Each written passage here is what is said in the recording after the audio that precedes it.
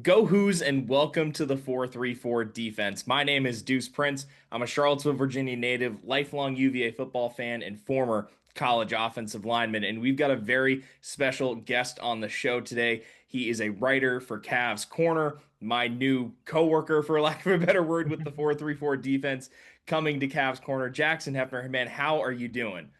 I'm doing good. I'm doing good. It's been, we're well into the spring season. Exciting things are happening. We just wrapped up spring football. So, yeah, no, good. It's a good time all around. Man, I'm very jealous of the fact that you were able to get up to the spring game. Right now I'm in Southwest Florida. The snowbirds are finally starting to leave, and so a road trip like that is only possible once the freeways clear up south of Jacksonville. But how was the environment at the spring game? What was your what was the assessment of the team, the vibe? How was everything going there? It was pretty good. It was kind of a low key environment. Like I've been to a lot of spring games over the years for different teams, and like I've noticed kind of like some. It really depends on the coaching staff, honestly. Like Hmm. some of them kind of lean into it, some of them don't. I think Coach Elliott has did kind of a good job of like still making it a little, like making it fun in terms of like, getting the fans out there.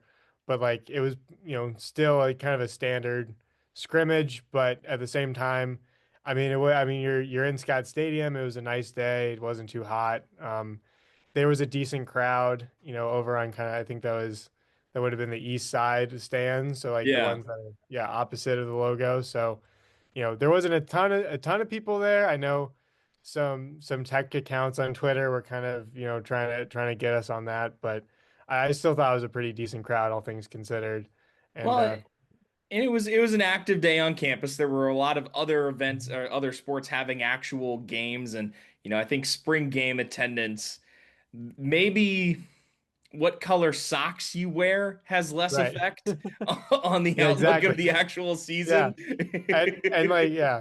And you mentioned there, I mean, like while it was happening, there was also lacrosse was playing North Carolina, which is obviously like that's going to be a big game. Yeah. And then literally right next to that was UVA baseball playing Clemson. So, they were competing a little bit with some of the other sports and yeah, and like you said, I mean like it's spring football attendance. Like who really cares, you know?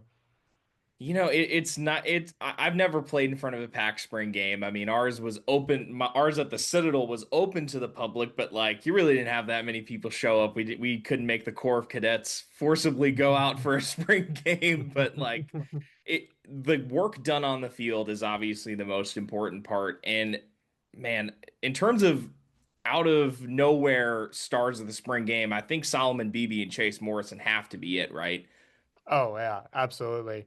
And I think, I think it's very interesting. Like obviously both of them kind of came out of nowhere, but they're two very different cases when you look at it, right? Yeah. Solomon Beebe, transferred from UAB, not one of the most like marquee programs in the world, a kind of a mid-major, kind of in that middle of the pack, even amongst, or I guess it would be, group of five. I'm still using the baseball or not Right. baseball, basketball, the basketball lingo there. But yeah, no, I mean he made the most of his opportunity there and really kind of showed like he's going to be it's hard to tell if he's going to be like the starter, but he definitely showed that like, he has that sort of potential to kind of come in. And then how about Chase Morrison? I mean, kind of an opposite, like a homegrown talent, but one who hasn't seen the field yet, just to come out and just have a fantastic game. And obviously you can put some asterisks on there like, oh yeah, QB weren't live. So it was a little easier to sack, but he still got to the quarterback. And, I mean, just I think both of them, they really were the standouts, like you said. Yeah, I mean, for every tallied sack in a spring game like that, you have to be getting at least twice as many QB pressures. And that means you're beating the offensive lineman to put pressure on the quarterback. And that's what we're looking to see from a defensive lineman out of camp, not necessarily how best he can suplex a quarterback down on the turf. And speaking of that, I was pleasantly surprised how healthy this team exited spring ball. Is that something you were able to see where just like you just saw most like so many starters out there that were either playing in the spring game or out for preventative measures? Yeah, no, absolutely. There were and then even just in the spring game itself, there are only a couple of guys who went down, and afterwards, Elliott said that I mean they were all just bumps and bruises.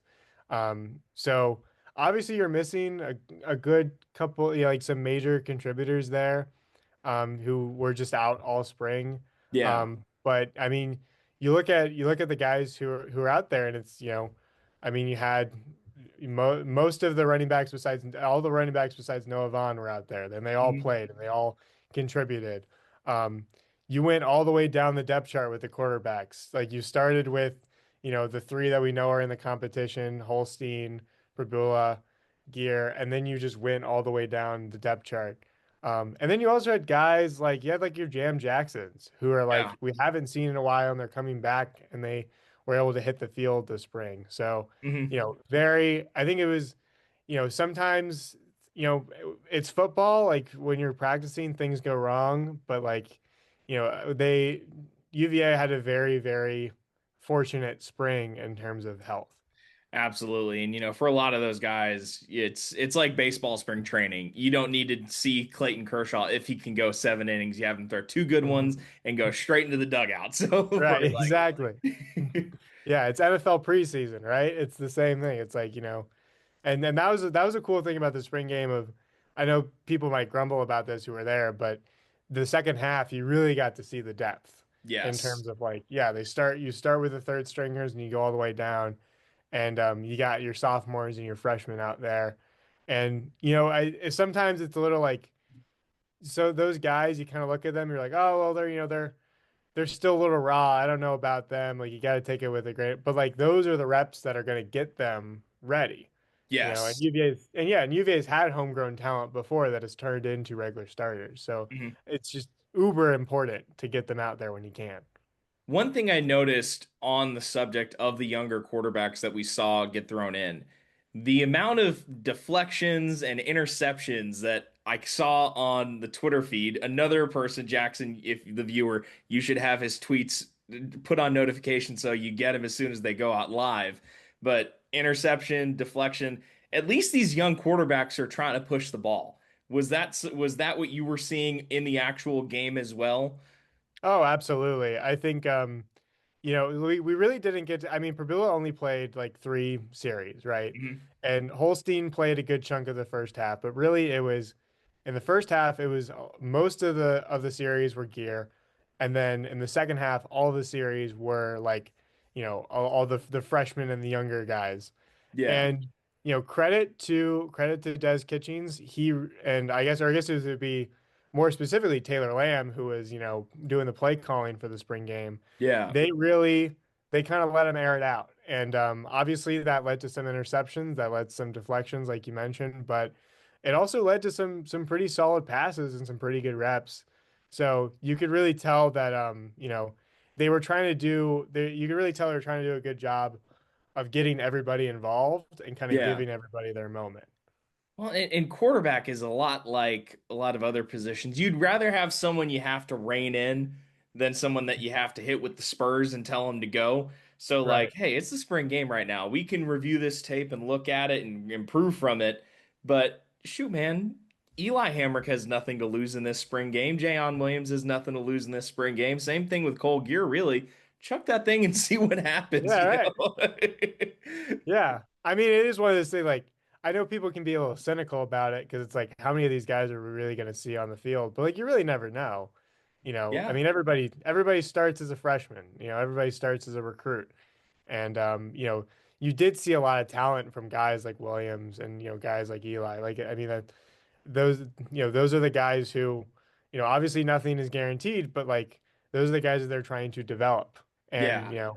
so I think it like just to add to your point there, I mean it is really I think it's a valuable opportunity for them to kind of just go out and just kind of show what they can do. And if it if they see the field later this year or later in the next couple of years, great. If not, well, that's football. It happens. Well, and odds are they're probably not going to face that many defensive backfields better than the one they played against on Mhm. Saturday. I mean, that defensive back group was on it all day. Mhm. Yeah, no, absolutely. I mean, I think the secondary, you really kind of saw the strength there, and you saw a lot of the depth there. And you have to remember, I mean, Cam Robinson wasn't even out there, right? Right. They're still missing really big pieces.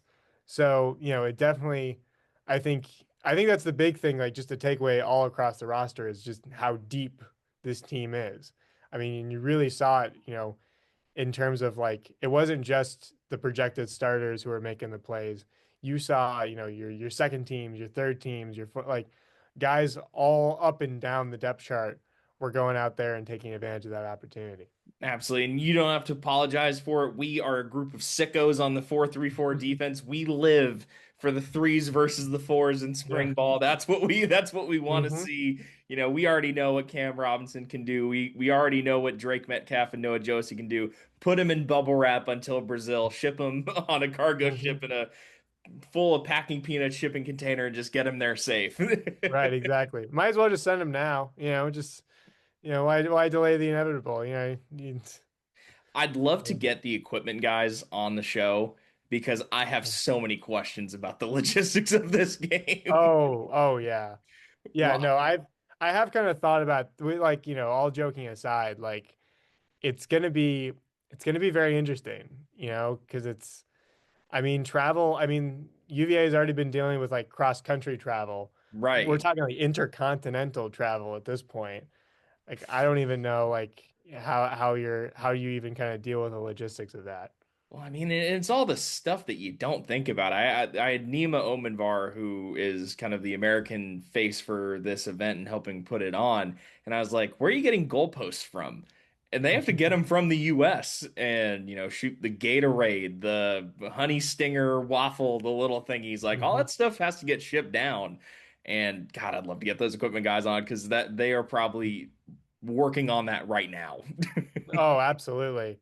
No, I think it's going to be, I mean, it's interesting, like, because I feel like in professional and college football, they've been really trying these international games a lot. Yeah, And particularly eh, like there are some, like with something like Brazil, it's like there haven't really been that many football games there, period. right. Yeah, like at least when like, you know, Farmageddon happened in Ireland I think it was last year, maybe a couple years ago. It I was don't know. last year. Yeah, yeah. Yeah, last year, yeah. At least like there was a precedent of like, okay, like the NFL has done a lot of European games. I don't know how many times they've gone to Ireland specifically, but like they've gone to like London a lot, Yeah, But Brazil is interesting because it's like, I mean, we really haven't seen that many football games in South America, period, right. right? It's kind of a new, I believe, if I remember correctly from what I heard, like this is going to be the first college football game, at least in This is Brazil. going to Yeah. be the first one in South America. The NFL has gone twice, I believe now. They both games I believe were in Sao Paulo. So this will be a first for Rio de Janeiro and Mhm. I'm excited to go. I mean, I have a lot less logistics to worry about than a college football team. All of my carry-on and my passport, and that'll be about it. No, absolutely. Yeah, no, definitely. You'll have to come back with some stories for sure because I'm really curious and I'll be interested. I mean, Brazil has such a great soccer culture, Yeah. so I'll be interested to kind of see like even just being in the stadium, I feel like is going to be really cool.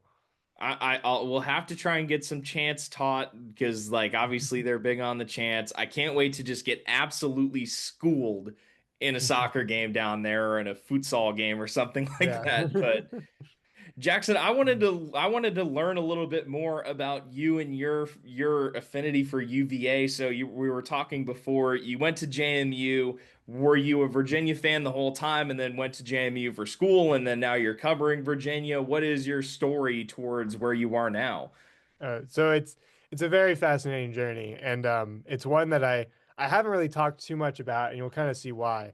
Um, so I grew up here in Charlottesville. I live in Albemarle, and so my family moved down here when I was about 3 years old. hmm And I'm just gonna be fully transparent. I was not a Virginia fan. Uh, Okay.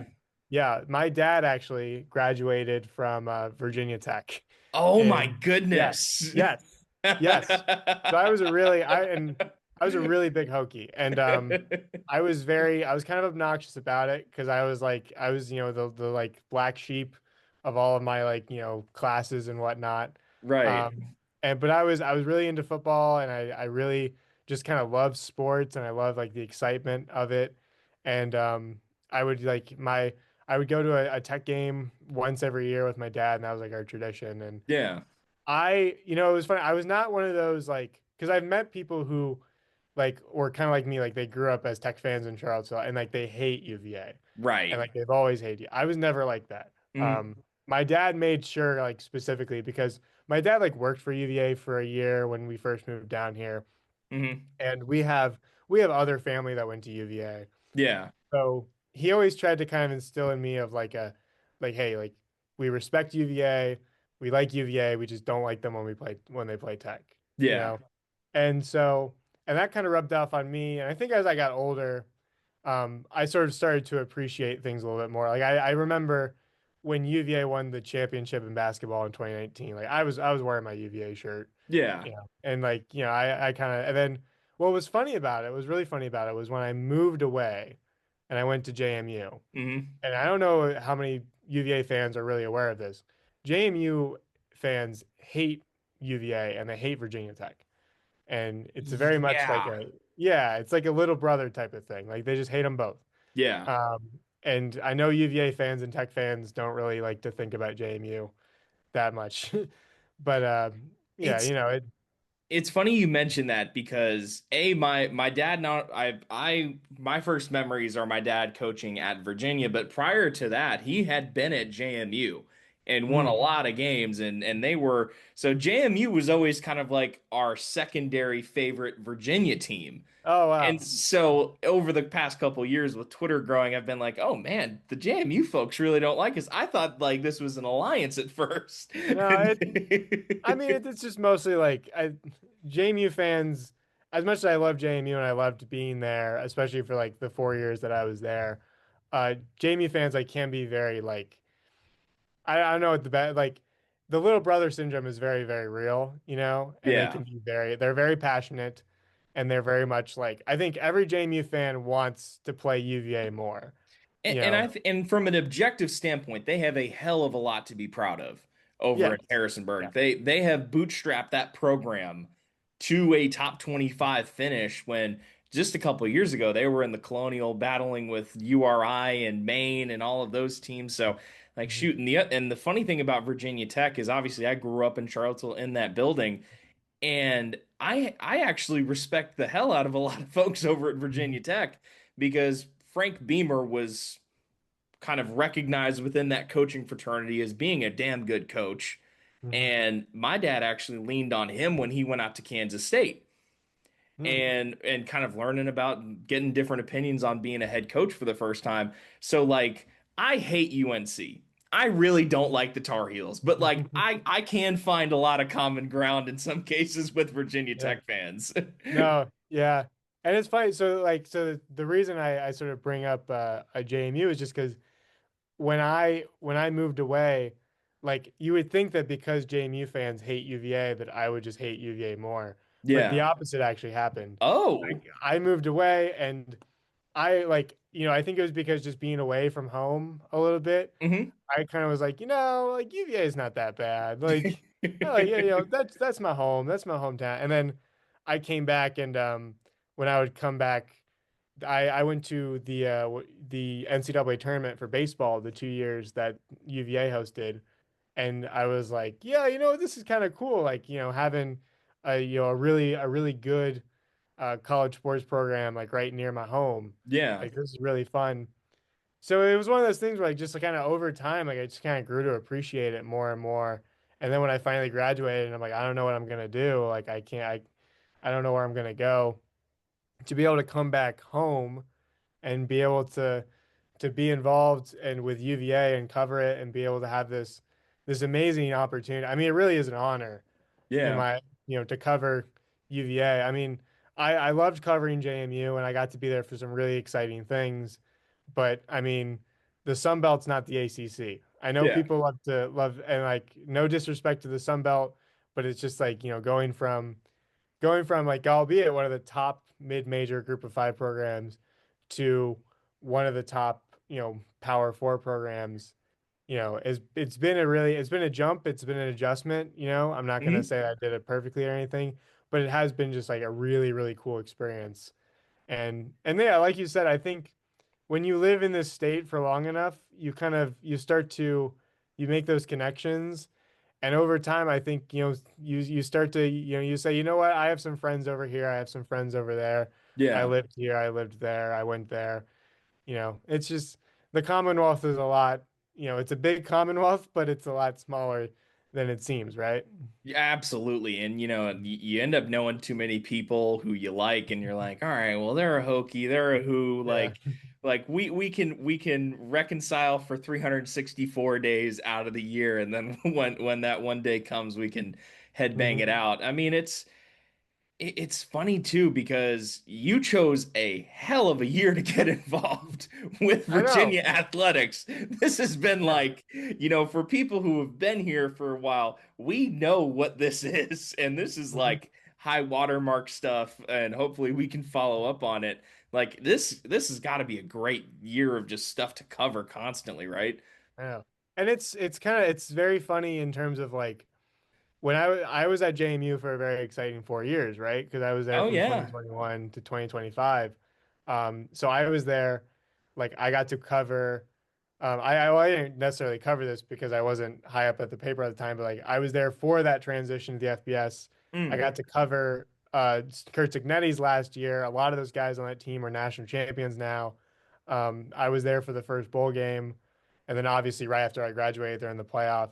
But I yeah. remember I remember when I graduated and I started covering UVA, I remember before this football season kind of telling myself like, all right, this is gonna be a normal football season for Just one. Like strap I don't have in. to, yeah, I was like, you know what, this is gonna be just a normal, typical, I don't have to deal with any type of like craziness or like, all this and that or whatever. It's just completely normal. And then like, cut to like the Florida State game and I'm like, oh my God, it happened again. Like the craziness just followed me. But yeah, no, I mean it's been a great year. I mean, legitimately, and like I even just thinking about like I feel like in my lifetime since I've been in Charlottesville, like UVA has had some pretty good years. Yeah. And this is probably I wouldn't say this is like the best year they've ever had. Like there have been years where like they won like multiple national championships in one year, like Right. it's UVA, like the bar is high. Yeah. But just to have football have this resurgence it did, and Ryan Odom's first year with basketball go so great, and like pretty much every sport has been at least competitive. Yeah. I think there's a lot to be proud of, if you're a Cavalier this year for sure. I mean, you roll up to just about any athletic contest in this year. It seems like everything has gone down to the buzzer. Is there a moment this year where you were like, okay, the wheels have completely fallen off this thing. We are off the track of normalcy. Like, is it the Florida State game? I've talked to people Mhm. who've mentioned the Washington State game or the UNC game. Mhm. Like, is there a game on your mind that you're immediately like, okay, I knew this was just off the rails? Yeah, so Florida State's definitely up there. That was kind of the first indication of like, okay, this is a little crazy. Washington State's another good one. I mean, how many times in like the history of football period has there been a game-winning safety? Like, think about that. I've watched a Like, lot of football and I've never seen that.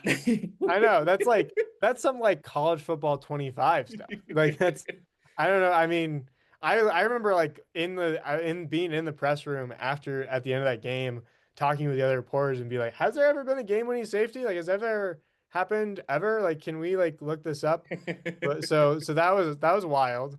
That was pretty wild. I also think like not necessarily crazy in terms of like the actual like results, but just sort of terms of crazy and like the fact that it happened. Probably like the Virginia Tech game certainly felt very different, you know? Yes. Yeah.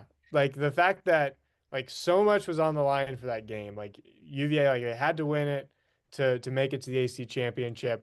They hadn't beat Tech in years. Obviously, like on paper, everyone knew that, what happened could happen, but just the Yeah. fact that UVA dominated Virginia Tech in a way that we really haven't seen in like, I mean, decades. Like even when Tech, or even when, sorry, when even when UVA would win in the past, it was Right. always these like last second like comebacks and plays and whatnot. But the fact that they dominated them that much, was like almost this like weird, like surreal, like I almost had like a weird, like out of body experience of like, whoa, like That's a that. great way to describe it. I mean, like when Eli Wood made that tackle on the kickoff, on the opening play, Oh yeah. you know, on the whole drive up from Florida, I'm like gripping the wheel and like oh my goodness, this is time. Are we gonna do it? Are we gonna like seal the deal? And then literally I relaxed so much when Eli Wood made that tackle. I was like, oh, it's happening. Yeah. And then it was like weirdly relaxing the whole time. Yeah. I think that's such a good play to bring up too. I feel like a lot of times in sports, there are sometimes you'll kind of have that play that just sort of sets the tone. It just Yeah. sets the I think about like I'm really big into like history and old school stuff. So I think about like, you know, Celtics and Lakers in the 84 finals when like Ooh, Kevin McHale hit that hard foul on Kurt Rambis and I think it was like yes. game 4. And that set the tone for the rest of the series. It was like, the Celtics were not going to be pushed around. Yeah. Like that's the type of play like you could not write, Eli Wood making that hit, you cannot write that better because Yeah. it really did. It just kind of it showed everybody in that stadium like, oh no, like UVA came to play. Like they are here. They're not just here to like, let the curse hang around them anymore. Like it's a different team. And yeah, I mean, and again, it was like that game, it's like it was 20, it was like they were winning by like over 20 points well into the second half, but you did not feel it. Yeah, at any point. It No. wasn't you like it was you as a UVA fan, you're sitting there and you're like it's not over until it's triple zeros. But Exactly. And yeah. did you go on the field? Oh, I did a little bit later. I I had to make my trek down from the press box, but I did kind of I went down the field and it was a much different field rush than FSU. I remember thinking that of like this feels a lot more chill. yes. Like this. When I saw the players motioning for the fans to come out, because everyone that I spoke to in the stands was it like, we're supposed to win this game. Let's Mhm. act like we've kind of been there before. And then the players are like, no, we want to celebrate with you. And my one of my first memories of field storming, my dad was the head coach at Kansas State. We beat Colt McCoy and the Texas Longhorns in '06 in Mhm. Manhattan, Kansas. Pandemonium, field rush. I'm up in the box with my mom and my siblings, and I'm like, I want to go down on the field. I want to say hi to dad. And my mom's like, under no circumstances am I letting a 6-year-old get into this melee on the field. And so I'm like, 6-year-old Deuce wants me to go down on the field. So I marched my way Yeah. down, got on the field. Mhm. My girlfriend and her mom stayed up at the seats and decided to get a line in the bus. I think I saw him like 2 hours later. It was Mhm. the most out of body experience ever. Yeah. No, I mean UVA loves a good field storm. I've Yes. read there have been a couple in my lifetime that I remember. Ironically, two of them were against Tech. Oh But yeah. yeah, no UVA. It's and like I know people were like obviously the first one against FSU this year got a little out of hand like that. That was a whole thing. We don't have to relitigate that, but Broke I liked it. containment. Yeah, I like field storms. I don't get why people are always like, you shouldn't storm the like as long as you do it safe and you do it smart, like, it's a fun time. That actually kind of took a page out of the Dabo book at Clemson. That was like the walking out on the field that they do after the games at Clemson, where it's a very orderly and neat process. Yeah, no, exactly. Yeah. No, I thought UVA handled the second one at Tech a lot better just in terms of like everybody kind of knew to wait for a second and like calm down a little bit and like okay, all right, now we're gonna go and we're not gonna run or anything. But yeah, no, UVA love a good field storm. Absolutely. Jackson, we have a question that we like to ask every guest here on the 434 defense, but got to pay the bills first. A quick message about college football Brazil. The Virginia Cavaliers make history on August 29th, bringing college football to Rio de Janeiro in South America for the first time ever. The Hoos will face off against NC State at Nilton Santos Stadium, a classic ACC matchup in Travel and Leisure's 2026 Destination of the Year. Join me in Rio by scanning the QR code below or clicking the link in the description to view College Football Brazil's travel packages for the game.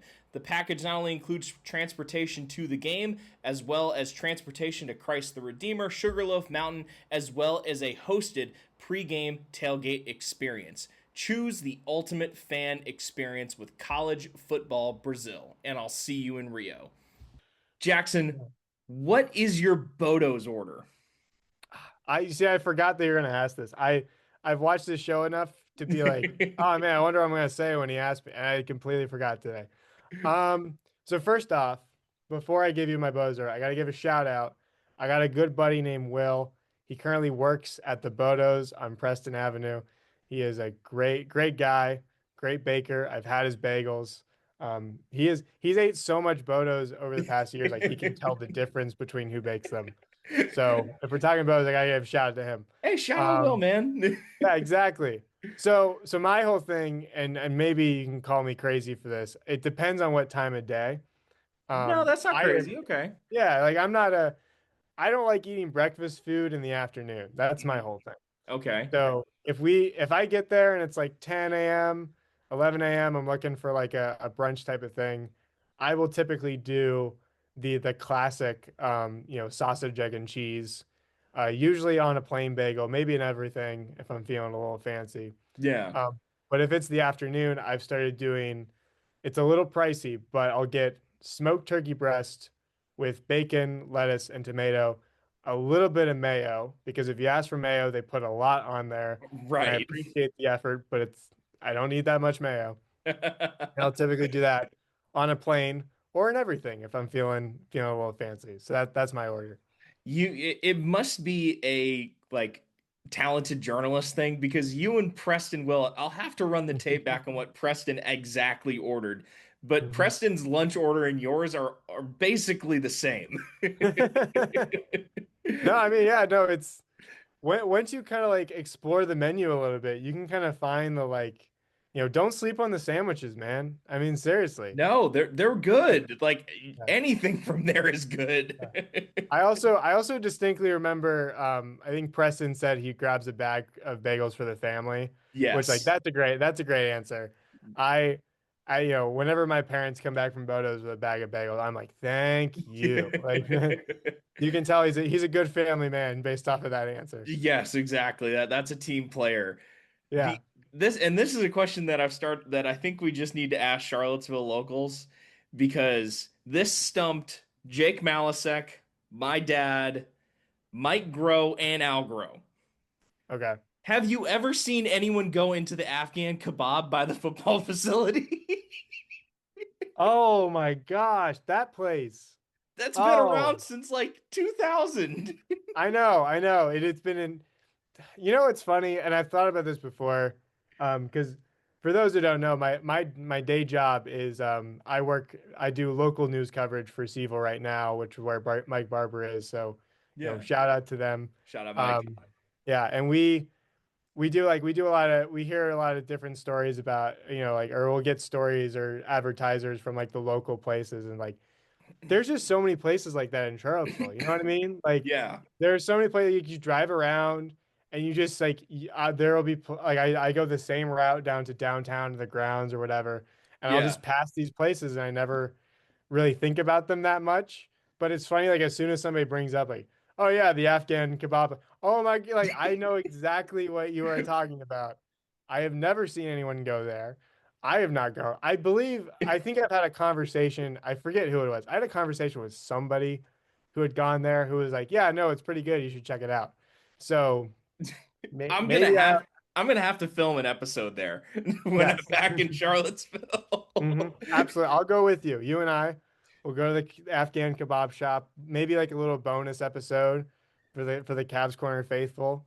But yeah, no, maybe next time that when preseason practices roll around and we always get that like hour and a half break in between practice and media. Maybe Yeah. I just go to the Afghan kebab place. It's weird because it's like right there. It is right there.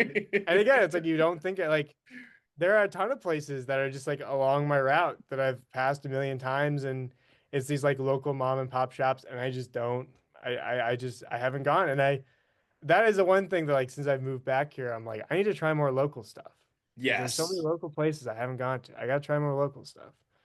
So man. I'll add to the list. There's so much good stuff in Charlottesville. I remember Oh, I accidentally broke Eugene Monroe's heart when I told him that Wild Wing Cafe had closed.